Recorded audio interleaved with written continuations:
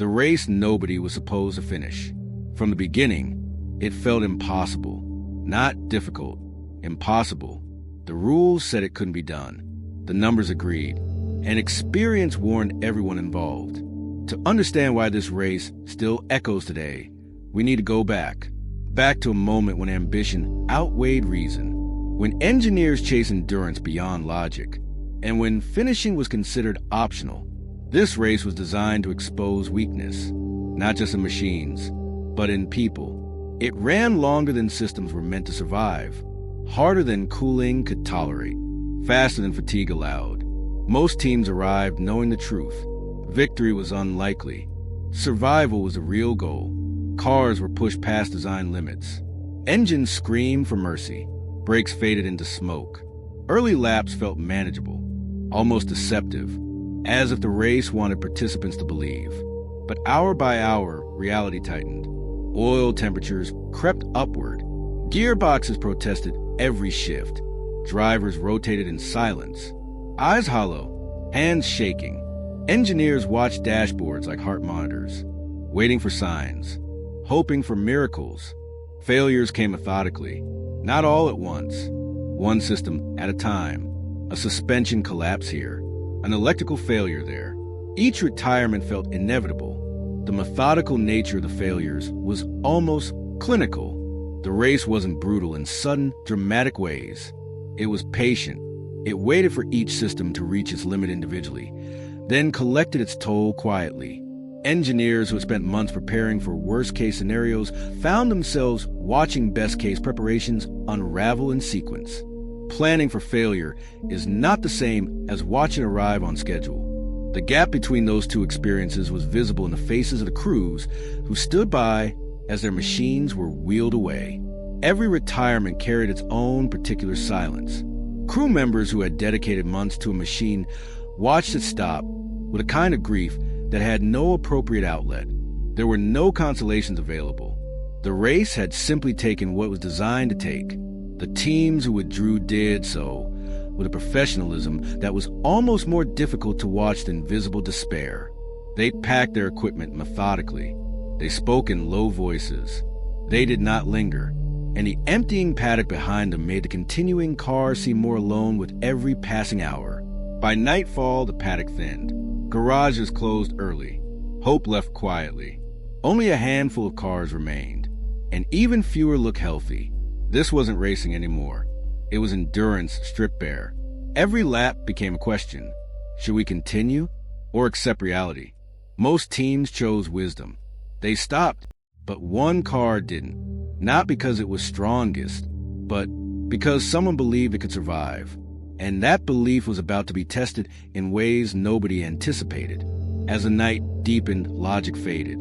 The remaining team operated on instinct. No grand strategy, just constant adjustment. Temperatures were managed by feel, pace reduced by intuition, risk calculated moment to moment. The car shouldn't have lasted this long. Its components were standard. Nothing exotic, nothing revolutionary. But simplicity became its advantage. Where others chased performance, this machine conserved itself. Where others pushed limits, it respected them. Engineers rerouted airflow with tape and hope. Drivers short-shifted religiously. Every action aimed at survival. Hours passed. Then more. Failures continued around them. Engines detonated. Gearboxes locked. Teams packed up quietly. The officials grew uneasy. The race schedule assumed no finishers. Ceremonies weren't prepared. Spectators stayed out of disbelief, waiting for the inevitable end. But dawn arrived, and the car was still running. Not fast, not pretty, but alive. The driver's radio carried disbelief. Hands numb, mind focused on rhythm. Engine noise became meditation. Every vibration felt familiar. Engineers stopped checking data. They watched the car itself. Because instruments had reached their limits. Human judgment had not. Each lap rewrote expectations, not because of speed, but because of persistence. The impossible was becoming uncomfortable, and that discomfort spread. Competitors returned to watch. Journalists adjusted headlines. Officials revised plans, because something unplanned was unfolding. a race designed to break machines, was being finished by one. And that meant the story was far from over. There was something almost unsettling about watching it continue. The race had done its job. It had broken everything it was supposed to break. The grid had thinned as predicted. The attrition rate had followed the models. And yet here was this one machine, still describing the same arc around the same circuit, indifferent to the narrative that had declared it finished. Its persistence felt less like triumph and more like stubbornness. The stubbornness of something that simply had not received the message telling it to stop. The human element inside that machine was equally striking. The driver had moved beyond ordinary fatigue hours ago. What remained was something closer to automaticity, the state where conscious decision-making recedes and trained response takes over entirely. Experienced athletes describe this state in various ways, but they converge on a common theme. You stop trying and start doing. The effort becomes effortless not because the body is rested, but because the mind has stopped arguing with it. The driver had entered that state.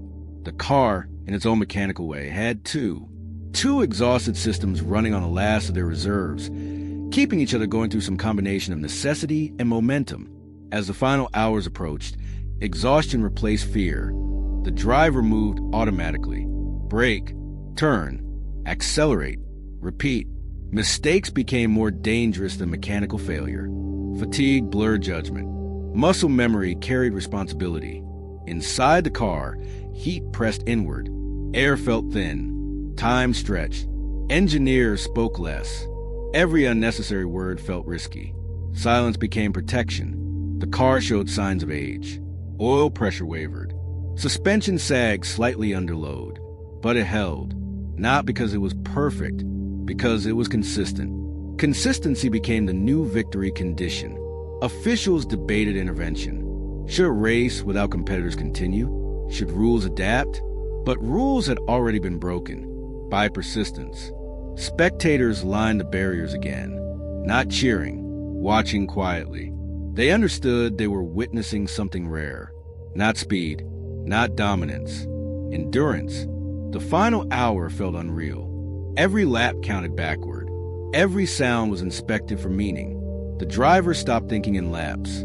Only corners existed. Only exits. And then it happened. The checkered flag appeared. Unexpected. Almost inappropriate. The car crossed the line alone. No battle. No chase. Just completion. Engineers stared. Officials hesitated. Applause arrived late. Because nobody had prepared for success. A race nobody was supposed to finish had just been finished. And that achievement forced everyone to reconsider what endurance truly meant. But the real impact came afterward. Because this finish didn't end a story. It started a new one. The aftermath was quieter than expected. There were no fireworks, no celebration plans, just confusion turning into respect. Officials rewrote reports overnight. Engineers re-examined assumptions. Rivals studied the car in silence. This finish exposed an uncomfortable truth. Endurance wasn't about extreme innovation. It was about restraint. While others chased perfection, this team chased survival. And survival won. The race changed rules going forward. Limits were clarified. Expectations recalibrated. Designers stopped asking how fast a car could go. They started asking how long it could last. That single finish reshaped priorities. Cooling mattered more. Simplicity mattered more. Human limits mattered more. Those priorities had always been present in engineering doctrine, but they had been subordinated to the pursuit of performance at the expense of everything else. The race had demonstrated, concretely and publicly, that durability was not the enemy of speed. It was its prerequisite. A machine that could not survive had no opportunity to perform.